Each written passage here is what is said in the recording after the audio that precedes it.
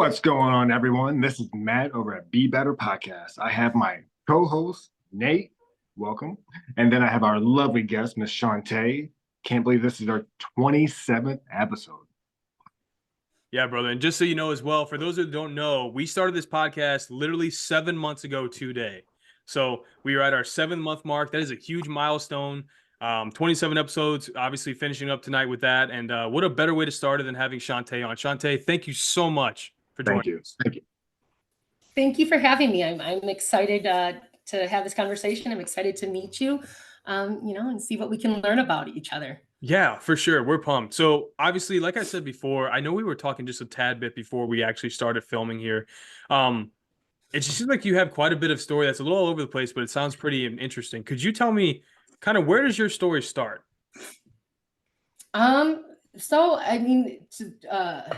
Timeline. Sorry, my cat. I apologize. There's going to be 2 interruptions tonight, my cat and my sneezing. So I apologize. That's okay. In advance. Please bear with me. Just looking at a timeline, I entered foster care, when I was 3 years old. My mother has had a lifelong problem with drugs and alcohol that has led to a lot of not great decisions. And, that's kind of created a trajectory in my life, that's kind of just been full of ups and downs.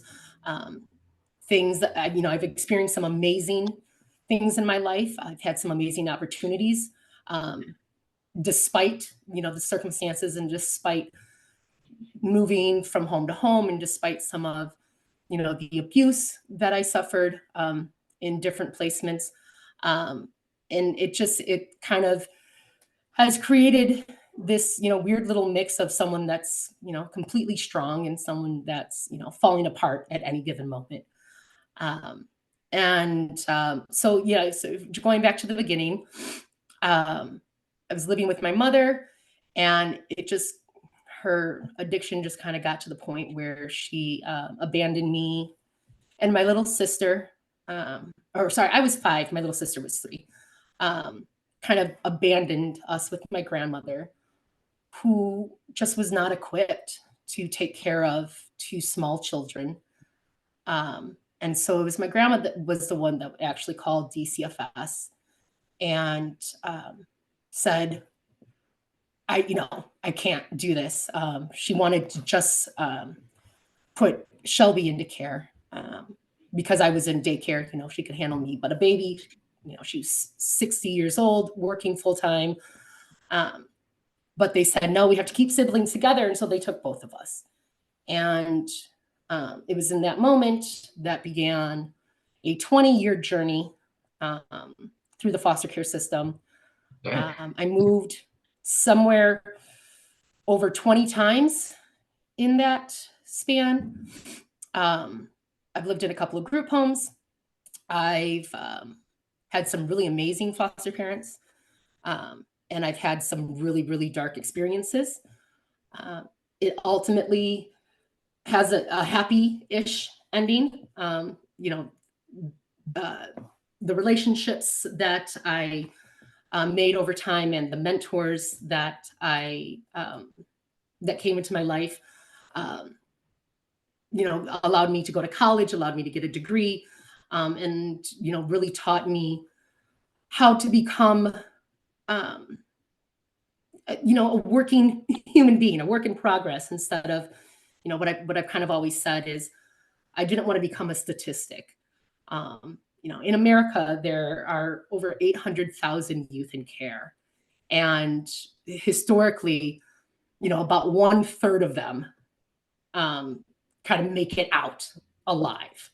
There's a high incarceration rate. There's a high drug usage rate with former youth in care. Because there's just not adequate families, there's not adequate funding, and kids just get fed up with not having any control over anything that's in their life. We don't get to decide what school we go to. We don't get to decide what who our parents are. And it comes a point where screw this, 18, I'm out. Instead of realizing that there are services, if you can make it through, there are things that you can do to, help secure your future. And so I say all that that's kind of just become my passion. And I've, worked in different instances. I've been a caseworker. I've interned for a member of Congress and a think tank in DC a nonpartisan think tank that helped write adoption and foster care law. Because there's a lot of good people in the world that want to help youth in care, want to help them become successful. There's just not enough understanding and compassion sometimes. And you only see the kids that are really, really committed to using their voice and learn. We're not taught to self-advocate. We're just kind of thrown at the whim of the judge and at the courts, and it's frustrating. And I was lucky because I learned how to advocate, and so that's kind of my lifelong goal is to be someone that teaches other young people to advocate for themselves and take direction. One thing I always say is, when I stopped being a kid with a mouth and I became an adult with a voice, that's when people took notice. And that's when, I was getting services that I deserved. And that's when I was getting support and grants and, things of that nature. So here I am now, 36 years old. Since I graduated college, it's not been easy. I've made some really dumb mistakes, because when you are out of the system, you don't have a safety net, I don't have a family like that I can fall back on.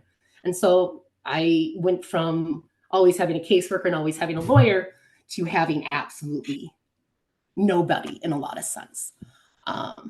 So now, I just every day is trying to figure out what's the next step to keeping my security and keeping, myself in a place where I feel safe and I feel heard and that, I have a home. Right. So yeah, that's kind of, I know I went a little everywhere with that, but that's it's kind good. of, I mean, you gave that's awesome to kind of see the foundation of how things are with you because I don't know how much you know about what you've done for research on me and Matt. Like Matt and I both come from broken households, both drug addict parents. I mean, I was adopted. Matt went from different living situation to different living situation. I mean, we all get it. Where you're talking to two people that fucking get it, Yeah. And I get the point which you're at now because, I'm very blessed in relation to, just kind of what you're talking about. I'm very blessed to have this lesson learned, but it's survival, right? I live in a nice area now, and I went to high school. My grandfather and my aunt adopted me, and they lived in a nice area, so they're the best family I have. I mean, Right. they saved my life, right? Because all the kids I grew up Yeah. with in South St. Louis in the ghetto, they're dead. They're in prison, they're addicted to drugs, all that good stuff. And I've never been to prison. I'm not dead, and I've never been addicted to drugs. So, hey, Matt, man. Right. So, and you got the same deal, right? So, I mean, it came a matter of survival. But what you said earlier was really important. Was like, some of us, us three sitting here, we don't have that safety net, right? It's pure survival. I always tell people, some people say I'm a little fanatical with finances, and I'm like, because the number in my bank account, insecurity. Yeah, What it feels like to not know where meals. Yeah. The number in my bank account literally is the only thing separating me from fucking poverty and from homelessness. So I have to create that gap as big as possible. If I have $40 in my bank account, the gap is this big. If I have 40,000, the gap is this big. And that lets me feel a little bit better that I'm farther away from that deal. Right. I live in, like I was talking about earlier, I live in a nice area and I grew up here when I was adopted. Some of these people in this town, their hardship is, I didn't get the right color Mercedes I wanted. you know, and if they go and get addicted to heroin and get 60 UIs and fucking all this shit and get pregnant 5 times, and like it doesn't matter because mommy and daddy's there to support them. Right. Whereas, you know, people in our situation, we don't have that. I mean, every every opportunity, good or bad, that's ever came to our life, we've had to make decisions on. Either they're good decisions, they pay off, or they're consequences. But all of those play a huge role, you know? It's a huge role because nothing for us is guaranteed. Right. And a lot of people don't I see think that. for me, sorry, No, you're good. sorry. Go ahead. Sorry. I think for me the turning point was first grade. I was living in a small group home, and by that time, I had already moved like 7 or 8 times with my little sister, and um, my first grade teacher became the first person to actively treat me like a child and help me experience what it meant to be a child. Um, she actively fought to get me off of medication that they just had all the kids in the group home on, because 20 kids in a group home all under the age of fourth grade. She got me involved in music. She became a mentor to me. And she actually became my first true champion. And I didn't know this until many years later. In third grade, I was returned back to my mother in third grade along with a new sister. Shelby had been adopted by that time.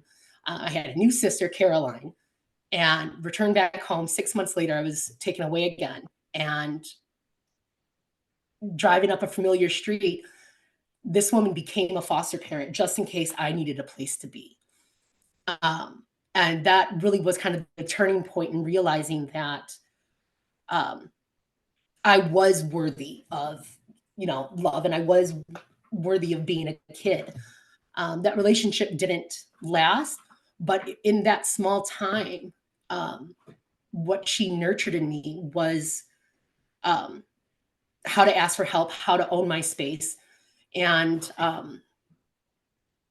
how to navigate, hard conversations, and that's and how to love education and how to love bettering. She was the one that taught me, no matter where you go, they can't take away what you know, and that is what kept me going. And so I'm ever grateful because I still look back on those things that she taught me, and I think that is what shaped and allowed me to deal with all the negative stuff that came later. And that was a really magical feeling, and it taught me, like, this is what I deserve, and that there are people in the world like this. Well, it's a sense of Excuse me. normalcy, right? Like it's a sense Yeah. of normalcy. Because like I would tell you, like I mean, our child. I've talked about this a couple times on here, but like the child foster system in America is fucked up. I mean, it's the complete worst. It's so ass backwards. Makes no sense, right? So in this case, like it's good to know that because we've all experienced it, but like it's good to know that there are people out there still that are trying to give that sense of normality to the kid and normalcy, right? And but at the same time, like also help the kid like progress, not just put a band-aid on a bullet hole, but like also say, hey, like you have options. Like you don't have to be, this doesn't have to be your future, right? I mean, Right. the problem that I have though is that it's like we've all been there, right? We all have houses and places, but like you ever like had a mess in a room and you're just like, oh, I'll just close the door. Yeah. And like Yeah. you don't look at it, so it's just out of sight, out of mind for a minute, right? But the Right. mess isn't getting cleaned up. It's Right. just not being looked at for a little bit of time. Next time you go in that room, you're like, oh fuck, this place is a mess. What am I doing, right? So we've all been there, but that's kind of what I feel like is happening with the system, right? Like they put all these kids, oh, it's a mess. Well, we'll just shut the door for now and we'll figure it out later. Well, later never comes, and it's not fair to those kids because now they've been pretty much indoctrinated into this lifestyle of foster home, jumping from place to place to place. Right. There's no normalcy in their life. There's no consistency in their life. They don't have any good social skills. They're struggling with everything. They're struggling, education wise. They don't know the basic necessities of life that a human should experience, right? Love, compassion, trust, understanding, security. They're not getting any of those ever. because everything. And then they're booted at 18 with nothing. Exactly. Hey, thanks for fucking living a shit life. Continue to live your shit life on your own. We're not going to help you out anymore, right? So there's got to be something out there that's a better solution. And I don't know what it is. I'm not the one to solve it, but it just drives me nuts how, once again, not to sound crazy here, but like our nation gives so much money to other places, but there's 800, like you said, there's 800,000 children out there that literally are pretty much designed to fail. Yeah. Yeah. And it's sickening. We're yeah, I mean, and what makes it even worse is that we are unwilling participants who are then blamed for the things that we endure. And then we're blamed for our reactions to the things that we've endured against our will and without our say. And then when you add another layer of how many foster parents are strictly doing it for the board check, become, foster mill homes. There was one home I lived in, and I slept, my bedroom was on the back porch. And they really didn't like me because I knew my rights. I knew that I wasn't getting the services that they were required to give me. There have been a few homes that I've left because I stood up to the foster parent. They don't like that. No, because you're inciting a rebellion. Right. Well, yeah. How does, I know you mentioned that you jumped through a bunch of different foster parents. How does one start that? If someone's listening out there right now, what would be your recommendation? Like, hey, this is the process I started. Maybe you can, if you're feeling like you're in an unsafe or you're not meeting those rights that you have, what would you say to them? Right. Well, so every youth in care, when you come in, you have two sets of representatives. Mm-hmm. You have your caseworker, and they're your first direct representative for what you need. They're the ones that guide you through the different homes. They're the ones that are doing the case visits. They're the ones that are advocating for you in court. And then that's where your other representative comes in. That's your GAL, your guardian ad litem. Illinois, Cook County especially, has one of the best systems. I actually worked for the public guardian's office as a student at the age of 15. And then I actually worked with them through my first year of college, I think. And your GAL is the person that advocates for you to the court. So your caseworker takes care of what you want. The lawyer takes care of what you need and getting those things that you want agreed on. And that is what kids don't realize, is they have somebody that they can talk to. You have the right to have communication with your GAL. If your caseworker ain't cutting it, you have the right to petition to speak in front of the judge. You have the right to call your GAL's office. And sometimes, in smaller areas, sometimes it's a local lawyer who does it pro bono. Like, there's not always a central office. In my case, the GAL's office of the public guardian's office of Cook County is one office, and all they do, all of their cases are just child welfare cases. You have that right. When I was getting ready to turn 18, I wrote my petition to extend my wardship because I was going to college.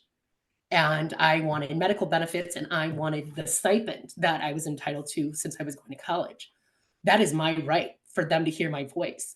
A lot of kids, A, don't know that, B, are discouraged from asking for that, or just get so disillusioned because when you're young and you don't know what's going on and you're taken to court, sometimes you're just sitting there and no one is explaining anything to you. And then they usher you into the courtroom for 30 seconds.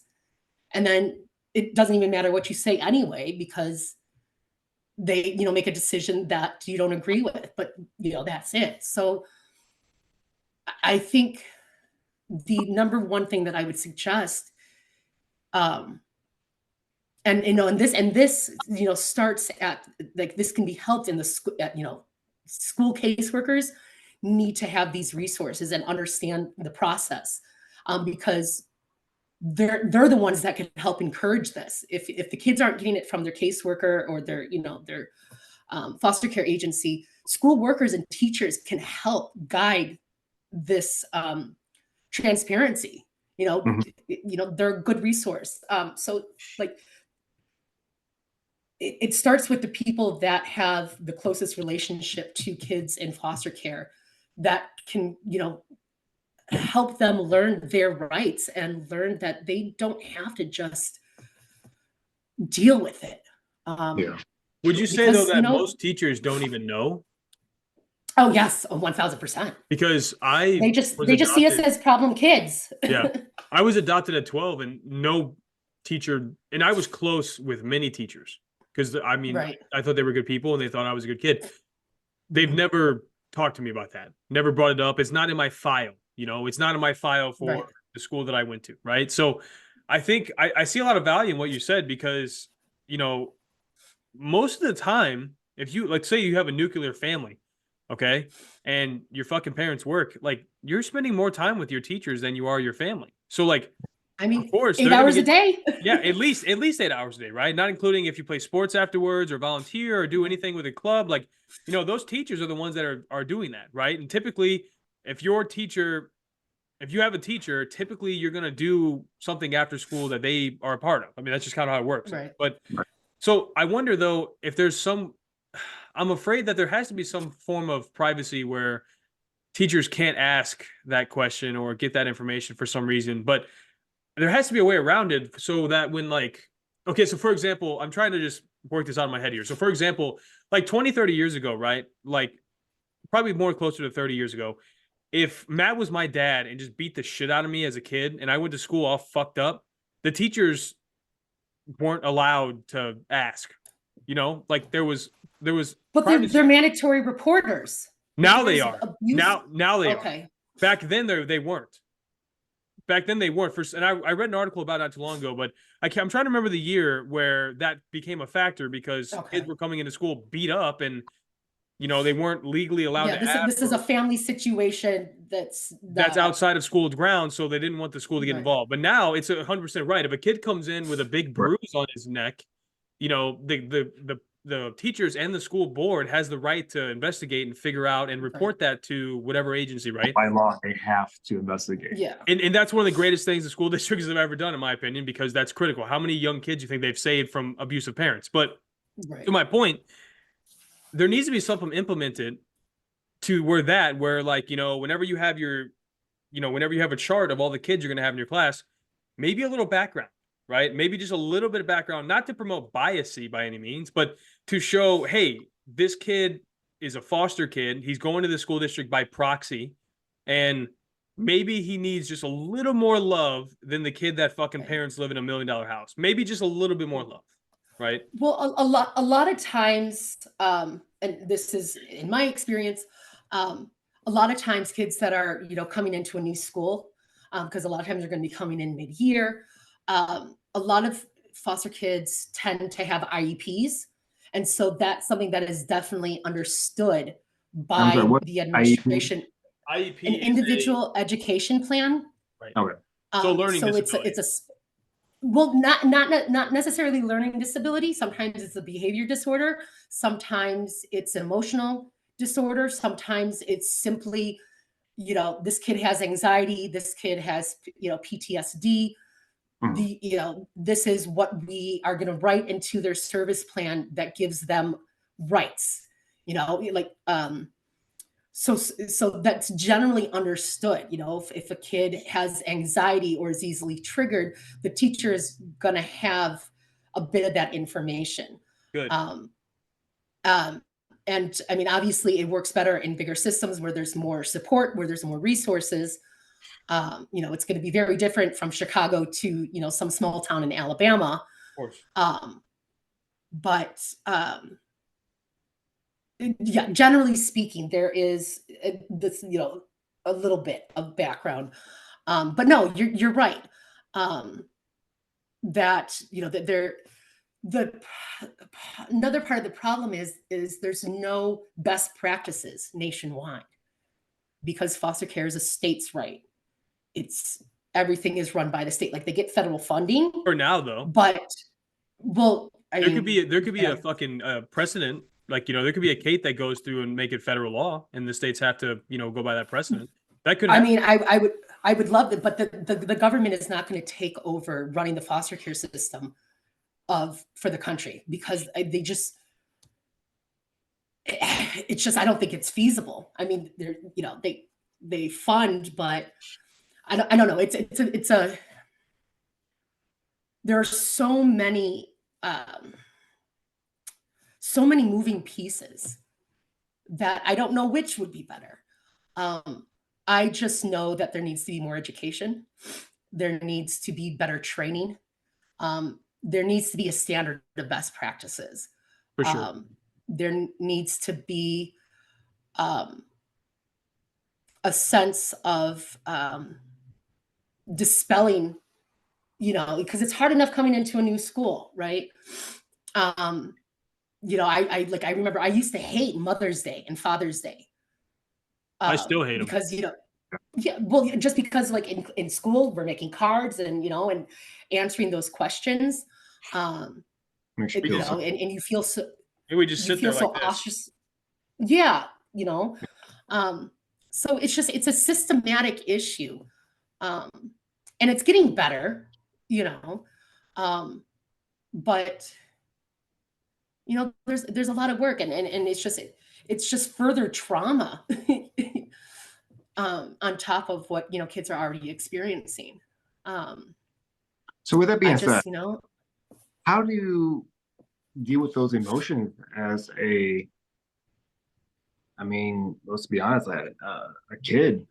How do you deal with those emotions while dealing with school, while dealing with foster parents, while dealing with those rights and trying to vocalize all that? How do you do it? How did you do it?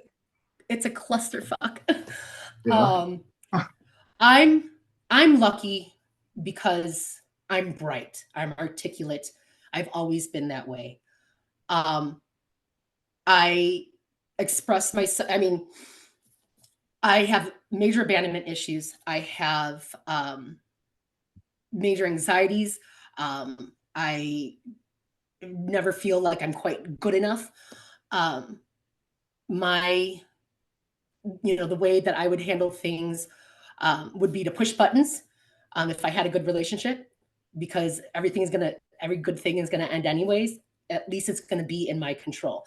That became my biggest thing, is finding the places that I could control for good and bad.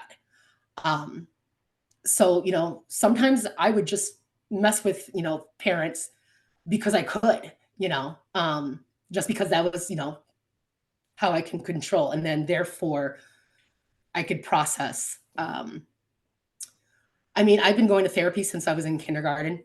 I've been on and off medication my entire life. For me, I got involved. I got involved, and that kind of became my saving grace. I learned how to find the attention that I needed in safer places. But again, I don't say this to make myself sound better than I am, but it's in this sense that I'm not the standard when it comes to how I navigated my experience, because I did have that understanding of how to get what I needed. I learned how to be a manipulator very early on, and you have to be in some ways. And I mean, and I'm still dealing with the emotions, and I'm still dealing with the abandonment. And that's something that I'm always going to carry with me. With my grandmother's passing, like we didn't have, a good relationship, you know. And with her passing, I actually cut my mom completely out of my life because I finally was in a place where I could get rid of her, because she's just been such a rock around my neck since I was a baby. And I was not going to let her drain me like she drained my grandmother. I'm the eldest of 5 kids. 4 of us were put into the system. 3 of us were adopted. She still has custody of my 18-year-old brother. He turned 1 the day I graduated from high school. She is, she's only ever been a mother when it suited her or she could gain from it. I get that. And it sucks feeling like you're only here so that somebody else can prosper, or somebody else can. There's it's a mixed bag, Some days I feel like, oh, it's a thing that happened. It was a temporary reality. That's how I've kind of gotten through when things get really bad. This is just my temporary reality. And that works. And then sometimes you get in your feels and you realize, shit, I shouldn't have had to look at life that way. I'm dealing with that tonight. Matter of fact, what you're saying is literally like you're reading my fucking book. I'm not lying to you. Like my mom's the same way. She's made some good stride in the last year. So like our relationship's kind of getting a little better, but all my life, my mom only wanted to be a mom when she could collect child support. Only. She is an addict and she's in recovery now, but for the most part, but my whole life that's how it was. She only wanted to be a parent whenever it suited her, right? Like whenever she felt like being a mom that day, she was a good mom. But whenever she wanted to go out and party and get fucked up and do whatever, I'd be at grandma's, I'd be somewhere else, I'd be at friend's house. I mean, God bless, I get it. But I'm dealing with that tonight. Funny enough, I told you earlier I flew in from San Francisco. We went to go see my wife's family. My wife stayed, and I came home early to be with the dogs. And as stupid as it is, like, just to validate what you're feeling, like, I have abandonment issues. Like, I hate being alone for a long time, right? And sometimes I get the same vibe. Oh, Nate, you're a fucking 27-year-old man. You've been through hell and back. You'll be okay. Everything's fine. Stop being a little baby, right? And it's cool. It works for a little bit, right? Yeah. My wife's not going to be back till Thursday. And I'm like, it fucking bums me out. Stir crazy already. It's bumming me out. I'm laying up there in the bed a little early, just watching TV, and I'm like, damn, like, I'm a lonely fuck right now. Like, I am lonely. There's nobody. I pick up the phone. Who am I gonna call? You know what I mean? Like, I get what you're saying. Well, besides you, Matt, but I get, and that's not besides you. I greatly appreciate that, but I know what you're saying. But I get 100% what you're saying, Shantaye. I really do, because it's kind of like an unsung battle almost that doesn't get talked about. Like we focus on people's trauma in the moment, but we don't ever really think about the long-term effects of, something that could trigger this 10 years down the line that is not nearly as severe, but to that individual, it's just as painful, Yeah. I know for a fact I'm not going to sleep fucking 20 minutes tonight. I know for a fact I'm not, but it is what it is. It's just unfortunately something, and this is minor, right? God bless. I'm going to see my wife in 4 days. I'll be okay. But, for the first night or so, it's going to be that subconscious feeling that I have that's going to fuck around with me. And that's what's shitty. But I wish that I could sit here and tell you that I have a good policy prescription on how to fix it, but I don't. But I think no, and there isn't one. But I think it takes people like you, though, and not. I mean, your situation is way more extreme than mine, of course. But it takes people like you to go out there and break down those fucking boards and break down those walls and get this heard. Not only just for awareness, but like we have to get some case studies out there of different models to figure out what works. I mean, we're never gonna know unless we try something. But we can't just keep putting rags in the drain, hoping that the water will stop coming up. That doesn't fucking work. Right back. Well, and I mean, and it's a systemic issue in so many different places. Caseworkers are underpaid and overworked. That's why they get burnt out. So you're having these kids that finally open up and start trusting somebody that they feel has their back. And then next thing you know, their caseworker's gone and they have to go through and tell their story to a brand new person all over again. And that's just so emotionally draining. And after a while, kids just stop caring because nobody's caring about them. Yeah, because they just get tossed around.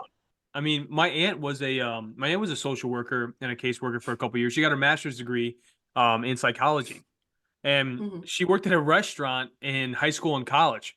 She made more money at the restaurant than she did after having her master's in psychology. And then she'd go to these fucked up houses where the parents are beating the kids and there's proof, Mhm. but she would do everything she could to get this situation resolved, and there'd be nothing done. Yeah. So how can you expect a caseworker to be involved whenever they find somebody like you that's in a foster home and maybe they're getting neglected or abused? Here's 10 evidence pieces of why this kid needs to be out of here. And the court's like, hey, sorry, we're not going to book this action. Just Yeah. get back to your desk, right? Like, how can you expect them to stay motivated when they're treated like that? Right. Well, yeah, they're given all the responsibility and no power. Exactly right. I mean, hey, we want you to see the most fucked up situations for kids ever, and you can't do nothing about it. Right. But on paper, Yeah. it says you can. Right. And then how does that make, I was a case aide when I was in college as well. And I would see these kids more than their caseworker would. And it's not fair. It's not fair to us. Not fair at all. To But then they wonder why we have a society of kids that are fucked up, right? Yeah. And then, like you said earlier, you don't want to be a statistic. Well, the statistics are most of those kids turn out, to go down the wrong path. Why? Because their influence right back in the system. Right back in the system. Right back in the system. Because that's all they've known is a system. Right. They're indoctrinated. Well, that's comfort. That's sitting in trauma because that's all that you understand, and it's better than the unknown. That's right. That is so right. I mean, it makes me sick. It really does. I mean, and I'm not as involved in the system as you were, of course. I never was in a group home or anything, but like my whole situation with the adoption was fucking terrible. I mean, it took like a year and a half for me to get formally adopted, which should have been a fucking 10-minute decision. Like if I would have called the judge and be like, especially when it was a familial adoption. Exactly. Blood this wasn't family. some random. Yeah, this was blood family, right? But like if I was like, I'm all for simplifying things in life. I hate overcomplications. Right. I'm a lawyer. I had to get a lawyer for this, okay? I'm the lawyer. Hey, judge, I have a young kid. His name's Nate Lechner. His parents are both drug addicts. They don't really treat him well. They've been homeless a couple times. They don't really have the basic necessities, blah, blah, blah. The kid's missing school. His parents have never filed taxes, like all this shit. They're not good people. He has family members that want to adopt him. Is that cool? Yes or no? Yes? Okay, cool. Well, I'll start the paperwork. That's all we need. Yeah. That's all we. I mean, but the parents have rights, which is shitty because some parents don't deserve them. But I get it, and I'm all for background checks. I'm all for background checks. I'm all for due diligences.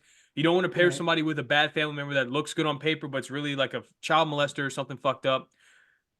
But in some of these situations, like getting the kid out of that predicament and out of that situation is the move immediately. Yeah, and they don't do it. Yeah. Because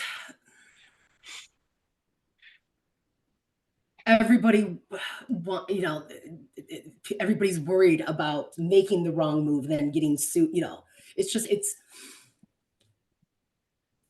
a lot of it. Sometimes it feels like just a lot of cooks and nobody knows the recipe.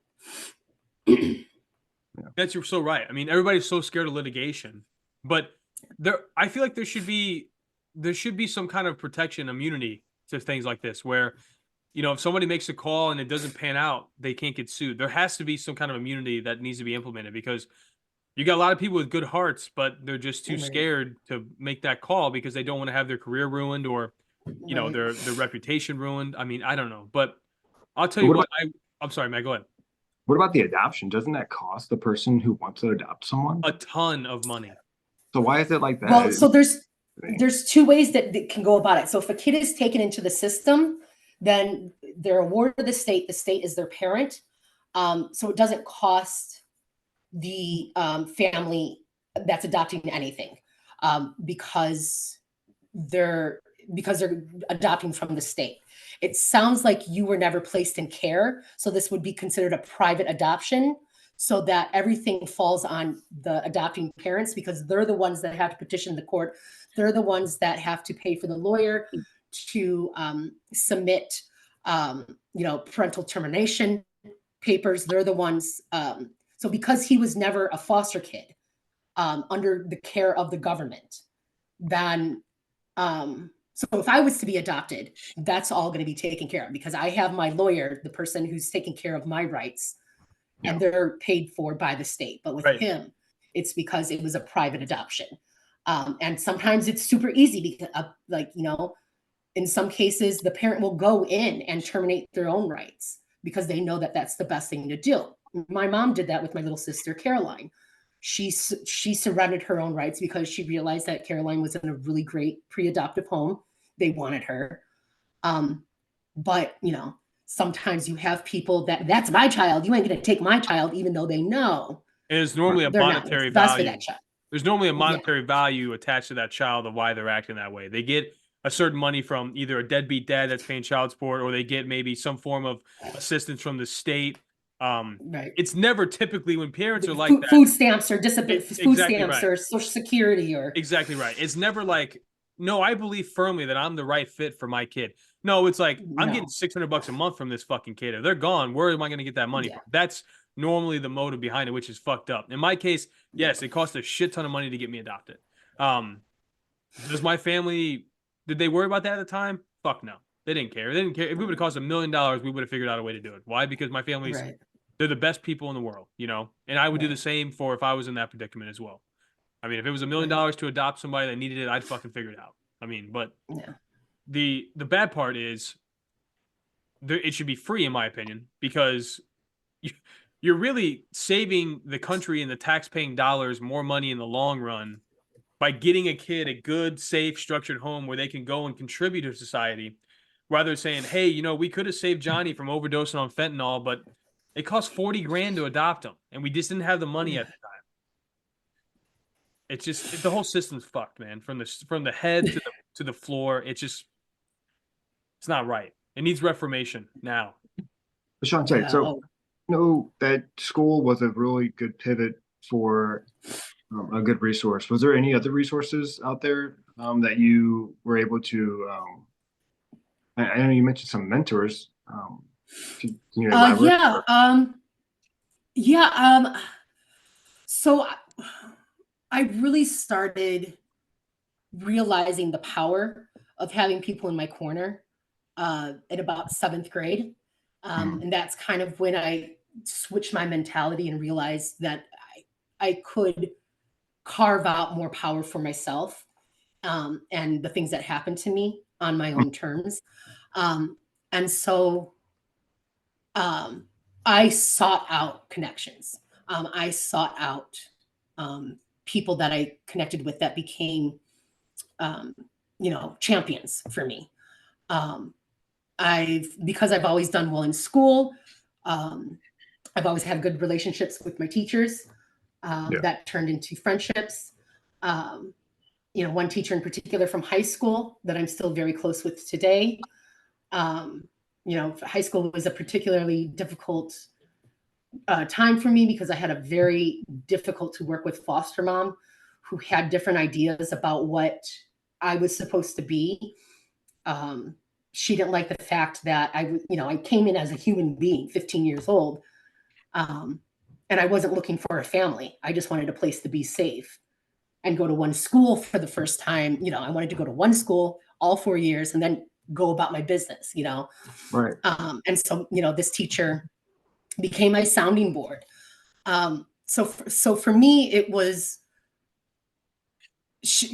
really it was from when I started sharing my story and, people around me started seeing that I was able to communicate in a way that, they could, what's the word I'm looking for, that they responded to,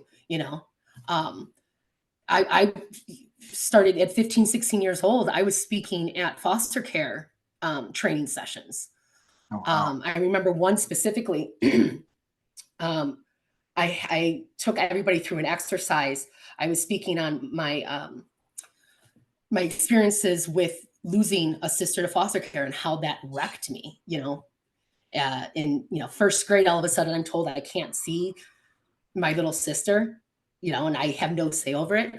So I remember sitting in this, full of professionals, caseworkers that have been, doing this. And I took them through an exercise. I had them write down the name of 3 people that they really loved, that were important in their life. And then one by one, I had them tear that name up, crumple it up, and throw it on the ground. And I said, this is what it feels like to lose a sibling against your will. How do you feel if you were told that you can't pick up that piece of paper and have that person back in your life? And so, being able to, create these stories and I think really opened up more doors and allowed me to meet and communicate and find those relationships. And some relationships were only for a time, and that's okay. Yeah. But I was lucky. I got lucky in a lot of ways. Just because of who I am as a person. And I realized how important that was. They say it's not what you know, it's who you know. And I definitely leaned into that in order to get ahead. Yeah, no doubt. So, and I can tell you're a survivor and you have some resilience. Obviously, I think that's kind of a trait that we all kind of share here, which I appreciate. I love meeting other people who have had some tough journeys that have really kicked their ass. I know we talked a little bit before about you wanting to start your own channel, your own podcast and everything. Do you think that's going to be maybe one of the focuses of what you talk about? On here, we pretty much just, the whole purpose of our podcast, right, is just to meet with inspiring, interesting, awesome people like yourself to share their story, to give perspective to those out there. Who knows, maybe a foster kid out there will listen one day and be inspired and have some resource and knowledge based on what you've shared, right? So that's the whole purpose for us. Do you think yours is going to be geared towards that as well? What I'm envisioning is, one of the hardest things that I've had to navigate is just, and we've discussed this, throughout our conversation tonight. It's just the lack of information and knowledge that the everyday person has, and the lack of compassion and the lack of one-on-one experience. So they don't know how to handle situations when a foster child, they, for whatever reason, have a foster child that they have to have a relationship with, whether it be teachers, whether it be the neighbor next door. There's this stigma around foster kids, what we represent, what our value is, and what our place in the world is. And we're kind of seen as problem children from the get-go. And so we're held at arm's length because that child comes with baggage. That's why people don't want to adopt or foster teenagers. That child comes with baggage. And they can't move. Yeah. And then, so I think what I want to do is I want to talk to people that haven't had experiences with foster kids. And I would like for them to kind of drive the conversation. I want to dispel their misconceptions. And I think in doing it that way, it's not me trying to push an agenda or me trying to push, my story as in, woe is me, listen to my trials and tribulations. No, it's, what do you think you have wrong? And let's talk about it. Let's figure out. Because then if they have that new knowledge, then they can take that knowledge to other people. And they'll, and that's how you start creating social change and social understanding of the world around you.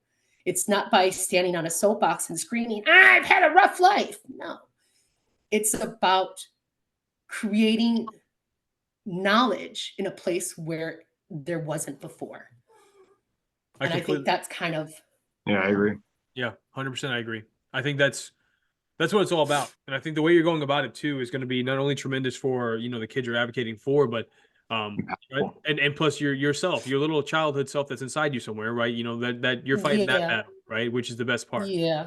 But every day I'm still working on healing that baby girl. You know what? I read a quote one time and it really stuck with me, and it said, be the father that you wish you had. And I've always tried to be that guy, and now I have a baby on the way, but now I'll actually be able to do that. Oh, congratulations. Thank you so much. But not just to obviously my real kid that's coming on the way, but to other people that are lacking fathers too. I've always tried to step up and be that influence for them to help. But anyways, so obviously I love that. I think that's fucking huge. I mean, obviously, you know, the Be Better podcast has your back 110%. We'll support you anywhere we Thank you. I can. really appreciate that. We'll blow you up as much as we can. Not that we have a massive following, but I mean, anything we can do to help out, you know, we will. What's your timeline on getting this started? Because I think the only better time than right now was yesterday. So hurry up. Right. Well, kind of my thinking is that I want to try to get something launched by May 1, because May is National Foster Care Awareness Month. Nice. And kind of what I want to start with, and this is kind of my thinking, I want to start with some snapshot context episodes before I start in with interviews, just to, you know, kind of create a foundation and an understanding of kind of this is what we're going to be going into. Because, you know, this is heavy stuff to kind of just throw out into the ether. Well, it's an uncomfortable subject. I mean, yeah, it's like cancer. Nobody wants to talk about cancer. Right. Well, and the thing is like I've had this conversation, this type of conversation over and over and over in my life. And some days it just hits me different, you know, and some days my emotions are sitting a little high. And I could have the same conversation that I've had with you gentlemen tonight, and I'll be bawling by the end of it. You know, like I'm tearing up a little bit now just because, you know, it hits home. Yeah. And, you know, you think about it, and, you know, it's realizing you're not alone, even though you are alone, you know, which is a really weird feeling. And so I want to try and create, you know, that space, even for a minute in time, that somebody doesn't feel alone. You know, even if it's just 1 minute, it's worth it. That's a minute like that you feel like you're holding somebody's hand. And that's all we want to do. We want to help you get that story out there, education, and just make someone out there, anyone, just be a little bit better. You know, it's all about that 1% each and every day to get to that, you know, 100%. I know no one ever gets 100%. It's right. the top number, but the whole point is just be better, right? And conversations like this is where things starts. And I applaud you for the courage that you are sharing your story. And as a child going through all those mixed emotions, like that's admirable that you endured that. And it's sad, but you know, you are the person you are today. And that's right. Amazing. So, well, you guys made this conversation so easy, and I'm really blessed and, you know, kind of invigorated a little bit, like, you know, just kind of refreshed my my commitment to myself and to, you know, what I want to talk about. Because I've long said I'm going to write a book. I'm going to, you know, but realizing that other people share that energy with you is a really great feeling. It is. And you guys have. Well, remember what I said before, like we have, like I said, guys, for all those who are listening out there, big fucking kudos to Matt. Matt does a ton of research on every guest we've ever had on. And we typically have a whole summary of stories of things we could possibly talk about, right? In this case, this was kind of last moment. You know, you connected us through Will Martinez, who was on our guest, episode 14, I believe he was on. Shout out to Will. You're the fucking man. Dark Fringe Radio, one of the best out there. But anyways, we had no context of who you are, what you did, right? So like, it's just crazy. Right. And I don't know if you're, you know, spiritual, whatever you are, but, you know, I am. And I believe that everybody's fate intertwines purposely. And, you know, like, here we go. You're talking to two people that live in that ballpark, right? We lived maybe in different stands, right? Different sections, but we were in that ballpark, you know, and we saw the same game that you saw, right? But I think, like, I'm agreeing with Matt and what you said 100%. I mean, I'm so proud of you. And I think you're an awesome person for the battles and things that you've done. But I'll leave you with this last one, then we'll wrap it up. Because I want to validate why you should do a podcast about this. Is we meet with so many people, and so many people we talk to, they're life coaches, they're coaches about this and that. And it's always like, oh, well, I'm a life coach because my 106-year-old grandpa died, and it really, really made me sad. So I've been through trauma. I'm like, okay, cool, yeah. 106-year-old grandfather died. Hey, never discount somebody, we all deal with, but I get what you're saying, but Hey, never everybody's battle. diminish anybody's trauma. For sure, not trying to do that. But my whole point is like, 'Cause- if I'm yeah. looking at somebody who just had their whole family killed in the fire versus somebody who had their Right. 106-year-old grandfather pass away, Right. I mean, Yeah. the scale is just a little biased in my opinion. But Right. to the point there, what you're going to be doing, who you're going to be talking about, who you're fighting for, is not only a very just cause, but it's a cause that's needed to be fought for. So Thank you. And we got our that fucking passion you endorsement. have. The passion too, Matt, 100%.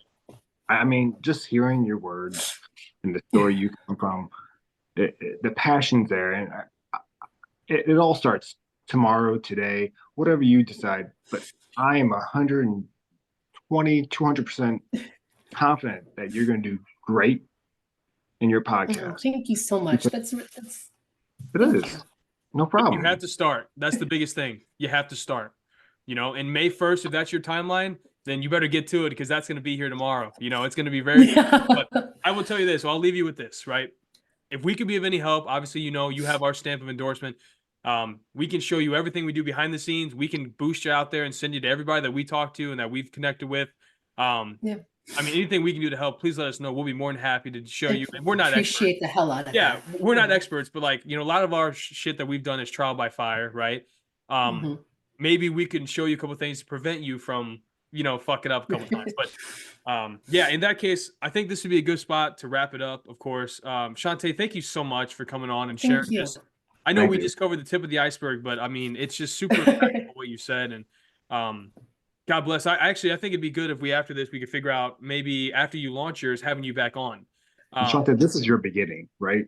Yeah. Use this as a stepping stone to something great, because Thank you. it all starts with that one step forward, and this could be that one step. So, Yeah. just keep doing what you're doing, keep that vision, and just take off with it. You have Yeah. great I support mean, system. it's just conversations. I just want to have conversations, and if it changes the understanding that someone has in the smallest way, Right. then I've done my job. It's worth it. Yeah. It's worth it. Well, all right, guys. In this case, if you made it this far, we're at the end of the episode. Thank you so much for joining us for episode 27. This was awesome. A lot of heavy hearts here. A lot of awesome information shared, perspectives, all that good stuff. If everybody out there is listening, if you guys could please just do me a favor, check back in a couple weeks when she gets her stuff launched up. We'll be sharing it. Make sure you give her a follow, a like, a subscribe, whatever the hell it is that she's going to host it on. Just make sure you give it a check out. I think it'll be worthwhile. Not only if you're in that world, but just to give you perspective of how other people might be living in this situation. All of us out there know somebody, I'm sure, that's been in the foster care system, and it might be wise to check out some of her stuff so you can at least understand maybe a little bit what they're going through or what they've went through. So, like I said, check us out whenever you can. Obviously we post episodes every other week, every once a week. I don't know. We're pretty crazy all over the place, but yeah, I'll end it as I always end it. Try to be better. Thanks, guys. Thanks, guys. Thank you. Thanks.